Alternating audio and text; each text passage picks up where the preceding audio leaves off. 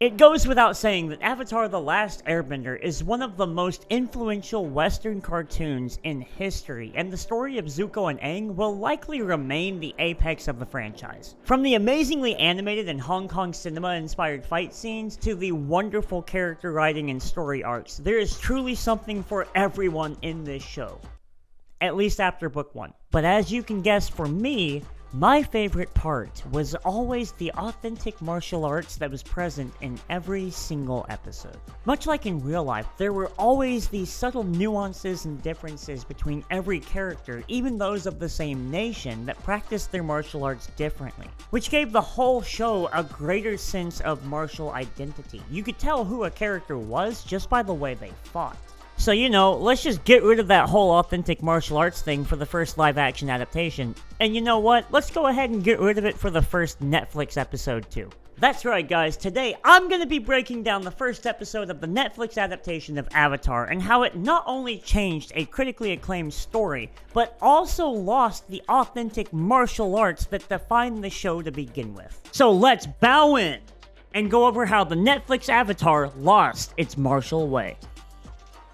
Right away, we immediately lose some of the emphasis on real martial arts, and you lose a lot of the oof value that came from the animated series. When this earthbending guy is running away with the stolen plans for the Fire Nation Death Star, there is zero emphasis on the impact of these blows. If all it takes is lifting your arms to create this, then why don't you keep doing it while you move? Breaking down the choreography itself first, this guy engages with a flying kick to the middle dude while pulling the other two down, and yeah, we're already off to a rough start here. I don't think I'm alone in saying I'm not sure an earthbender should be doing something like this, especially without actually having rock fly with him. And to make things worse, we have 4 cuts in 1.5 seconds, when it could have been accomplished in just 1 or maybe 2. You know, how an actual Hong Kong fight is filmed and edited, which is the exact type of fights that inspired the series to begin with. Then we see our nameless earthbender swiftly blow these two guys away with a front stance double arm block, and I want you to note how fast he can bend the earth here, because suddenly it doesn't work like that for the rest of the fight. Then we have a few more firebenders show up, and instead of just Trogdoring this guy to ashes, they rush him down.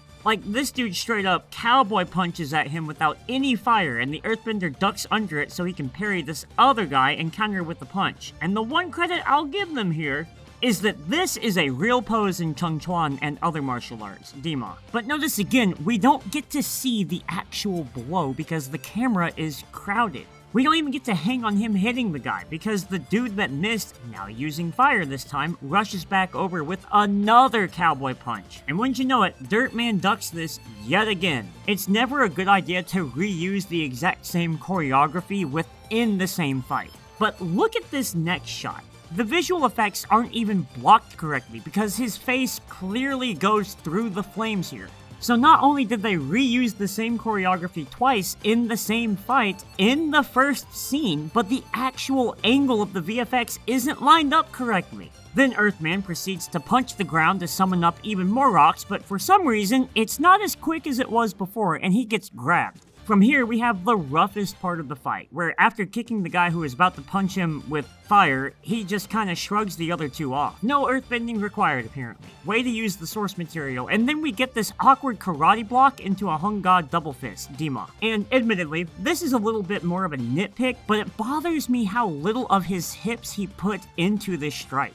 It just screams to me that the director of this was just like, do something kung fu-y, and this is what they came up with. But now it's time for our earthbender to remember that, oh yeah, I'm supposed to be a bender, and he slowly tries to summon up the earth, only to be interrupted and defeated. It's important to remember that every time you make anything when it comes to entertainment, it's ultimately just a series of choices, and I do not get the choices they made for this opening scene. The action piece doesn't work from a filming perspective because it's too crowded. Even if you wanted it to feel claustrophobic because they're filming in an alleyway, there were other ways to film it while keeping the action as the focus and preserving the vibe. It also doesn't work from a martial art perspective because not only are these poor choices from just a choreography standpoint, there's no actual art being demonstrated here. The original show had a bunch of different benders with unique takes on their culture style, but there was a through line that still cleanly established each element. Zuko and Azula, case in point, fight very differently from each other, as well as their father Ozai, as well as Zhao, as well as Iroh, and you get what I'm talking about. Here though, we have zero martial identity because the moves themselves are not only sloppily performed, but also generic choices. And finally, it doesn't work from a magic perspective because the whole point of bending is that they basically cast magic with martial art movements. They didn't need to be up close to have dynamic fight scenes, but for some reason, this is all close combat, and the actual usage of the bending itself is sparse and uninspired.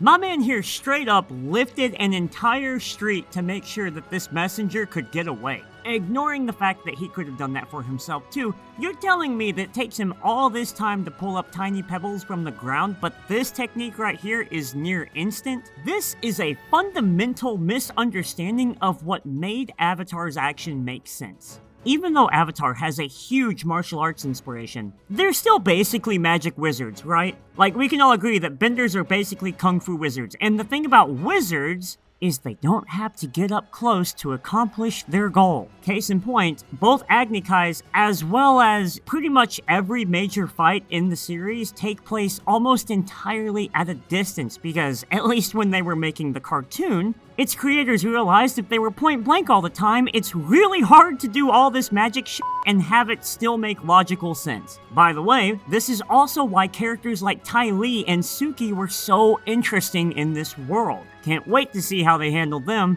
However, I will admit that I did not expect to watch a guy burn alive, so maybe Mei can actually hit people with knives in this adaptation, which was my biggest issue with the original cartoon. And I'll call myself out here, it's kinda hard to stay focused on just the martial arts when they've changed so much of the actual story within the first 5 minutes that I'd like to comment on that too. Because Sozin is apparently actively malevolent when originally, at least in just the cartoon, although he was definitely aggressive and ambitious, he was more about sharing his nation's glory with the world, I thought. The Fire Nation was incredibly prosperous, and I always interpreted his plan as a misguided thought they could help spread that to the rest of the nations, but I guess not anymore. Then we get to one of my favorite parts of the original show, but this opening element montage is f***ing dog shit, and none of you can convince me otherwise. And I have to harp on this. There is almost zero identity between them. Do you know why they had Azula doing a gigantic acrobatic kick during this montage in the cartoon? It's because fire is active and dynamic. It's the same logic behind why the first thing we see with airbending is someone dropping into frame and then whirling their hands into a bagua press. Where did they get the choreographer for this? Because there's almost no snap to the moves either. This is not only embarrassing to look at, but it feels amateurish, and we're only 5 minutes in. And I know I'm gonna get called out for this too, but Avatar Kyoshi, really? You're having her narrate the opening instead of Katara? They know there was a reason why they made Katara do the opening narration first, right? It's because Katara was one of the main characters as well. So having her recount the opening narration every time sells it as her being an active player in the current world. Kyoshi is fucking dead, and you only had her do the opening narration because she's a meme now. And I'll even say it here too. The little bit where Kyoshi is demonstrating all of the different elements is also badly choreographed. This is what it looks like when somebody actually knows what they're doing with fans. From here, we cut right over to the air nomads, pre-Burnination, and Aang. So yeah, he can just fly now, apparently? Okay, so we're gonna talk about this too. In this world, true flight is supposed to be a big deal, which also partially informed the need to have bison. The idea that an airbender can only fly when they truly let go of all worldly attachments is not only an insanely cool way to limit that very powerful ability, but it also makes sense from a metaphorical standpoint. But now, you're telling me that Aang, whose biggest character flaw as a monk is his attachment to worldly feelings, can fly, and it is the first thing we see him do on screen. I'm genuinely curious to see how the rest of the series is going to balance him being able to just fly at will. And I'm sorry that I keep getting sidetracked by these little notes that I want to talk about, like this line here. There may come a day when you wish you'd spent more time with your teachers. Geez, do you think they're gonna die soon? Focus cam, this is supposed to be about the martial arts. But I can't focus, because right after that, Gyatso tells Aang he's the Avatar and explains how the cycle works. And I'm pretty damn sure this is the second time we've heard this information. Yeah, it's not even 5 minutes in, and we're getting the same info twice. We just heard all this from the opening narration. Of course, like in the original show, Aang doesn't take this well, but instead of just acting on his thoughts and feelings, he decides to monologue them to Appa. This may sound crazy, but instead of having Aang tell Appa and the audience that all of his friends would love to trade places with him, we could have just had a scene of that happening. We don't need Aang to tell us that he doesn't want the responsibility of being Avatar when he literally bails in the middle of the night. And now we get to the big grand action set piece of the episode, with the Fire Nation attacking the Air Nomads. While I think it's a little convenient that Aang found out he was the Avatar the same night his people got wiped out, I'll accept it. However, I'm not gonna accept that all of these firebenders can just fly with the rocket jump. Or at least I wouldn't have if I didn't realize that it's because of the comet that they can all do that. Ironically enough, I feel that actually could have been explained a little bit more. It's so weird what they choose to exposit on and what they don't in this show. But it was this moment right here that I realized I needed to take a step back. This is a different interpretation of The Last Airbender story. I have all these problems because I know how the story is supposed to go already, but this is a different vision. And with that being said, I think I just need to empty my cup, so to speak. And I have to approach it with a fresh, brand new perspective.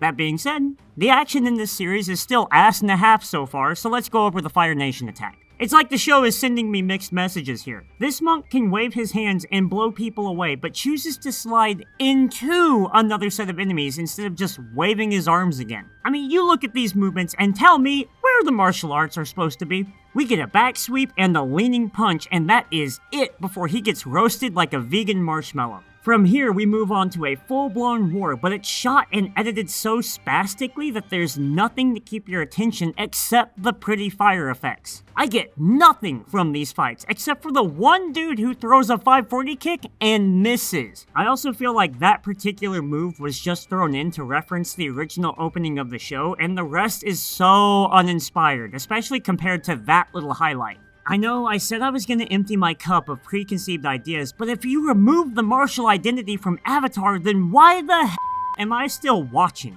I'll give them credit though, the VFX are cool, but they're in service of nothing. I think another huge problem with these fights is the logic of it. Like, this guy jumping in to save another monk gets domed. Dude, you control air. You don't have to close the distance. Why are you trying to get in close to the people that can throw fire? Even if there was logic applied to all this, the staging is just so rough. And I get it, that the Air Nomads have to lose here, right? But you couldn't have thought of a better way for that to happen, or at least a better way to choreograph it? Then you get the Fire Lord sauntering up and burning the spin to Wind Monk, who literally has nobody around them and is still just Beyblading away until Big Daddy Sozin incinerates him. Alright, now is the perfect time to bring up my biggest pet peeve with the show so far. Notice how, when they're shooting fire, most of the firebenders always use the open palm pseudo-leopard claw? That right there, that is exactly what I'm talking about when I say it is lacking identity. That would be anybody's first thought when they were told to pretend to shoot fire out of their hands. And it's not just Sozin, everybody is shooting stuff like they're ported from Dragon Ball. But how did they usually throw flames in the original again? Oh, yeah, vertical fist. That is so Shaolin Kung Fu, it f***ing hurts, dude. Actually, that's just so Kung Fu in general, it's literally iconic of the disciplines, and it immediately gives it that taste of authentic martial arts. But it's gone here. And for the record, I am not faulting any of the actors or stunt people on display. I am 100% dogging on the people in charge of these decisions. Just to rub a little extra salt in the wound here, there's an actual continuity error in the fight scene with Gyatso. When he spins the staff, they cut in the middle of the motion, but the shot they chose to go to has him in a position he could not have ended up with, and the momentum is entirely gone. This is yet another example of what I mean when I say the fights are badly filmed, edited, and choreographed. Next, we see him doing a staff flourish, finishing the pose, and then the wind effect kicks in. No build up, no currents being pushed and pulled, the twister just exists. It's like the vortex in the room was a spell he cast and not a genuine puppeting of the air around him. But the big fight itself wraps up with Sozin offing Gyatso, and I can't stress this enough, it feels like Harry Potter, not martial arts. They're not using elements in conjunction with their physical techniques, they're casting magic with gestures instead of wands. Case in point, the very next scene has Katara trying to lift the water. And I'm not gonna touch on them removing Sokka's character-driven sexism, or them getting rid of the exposition/argument he and Katara had about why bending is not magic that also simultaneously introduced core aspects of their personalities. No, my friends, I want to ask the really important questions. Like, why did she take the gloves off to waterbend? Aang is free, and although I feel like the reason they got pulled to Aang to begin with is nebulous, I've already accepted that these are different characters than the originals. This Sokka isn't sexist, because this isn't a one-to-one of the original, which is also why this Katara isn't a bratty little hothead, and is instead probably boring as f***. Just gonna place that bet now. Then we get more of Aang flying, and that's just great. Why didn't the other airbenders fly? Is that an Avatar-only thing now? Anyways, now we get the timeline catch-up scene, along with an unfortunately awkward recital of the original Katara opening, line for line, giving the audience the same information yet again. Now, I'm not saying that this wasn't a good way to give Aang the information, but I am suggesting that if this was the plan, maybe we didn't need the same info the first time. Or the second. Cut back to Zuko, and apparently we can swear now? Of all the places you have to drag our asses to, he picks the coldest spot in the world. Well, fuck yeah, dude. Actually, I don't know how to feel about that. It feels less realistic and more edgy for edgy's sake. The show is still about a bunch of kids and their journey to save the world. How would you like to suck my butt? But at least this scene does establish Zuko as not being well liked among his crew. Shortly after this, we get to see Zuko do some training, and let me just say this. If it wouldn't have looked good without visual effects, it still doesn't look good with them. Especially that whack-ass transition here. Quit cutting between the moves. If you're gonna do Hong Kong action, shoot it like a Hong Kong fight. And of course they gotta bring up Kyoshi again. They say Avatar Kyoshi took down an entire squadron of Earth Kingdom. What are you even doing here, bro? What is this stance supposed to be? And more importantly, director, why can't I see all of it?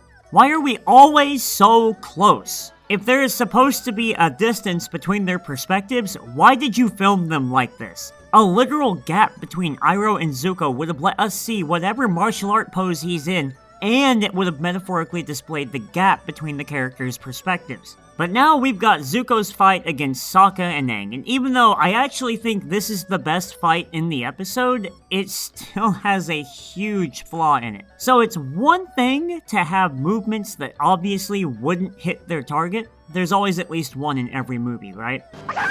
But it's entirely different when the VFX aren't even lined up to hit. But we gotta give credit for having a tornado kick in here, and notice that this little section actually looks the best because you can fully see what's happening in the fight. It's a shame that this little moment is sandwiched between 12 cuts on both sides. The inexperience with filming fights really shows here. But this shot here is wonderful. The VFX are timed perfectly, the camera movement is dynamic, and you can actually see what's happening. On top of the kid doing a great job with the technique here. Then we go from one good shot to another where Zuko hits a Star Kip into a Scoot Hyper, Dima. Whether this little choreography is here for fan service or not, I'm just glad to see a bit of creativity in the shots. And I hope Zuko's fight style is continually defined by a little extra b-boy and tricking. Did you guys know that Zuko breakdanced in the original because his voice actor, Dante Bosco, was a former b-boy? Here's to keeping the tradition alive, Kings. Sadly, we only get about 3 exchanges, and just when it looks like they're about to cook with this fight,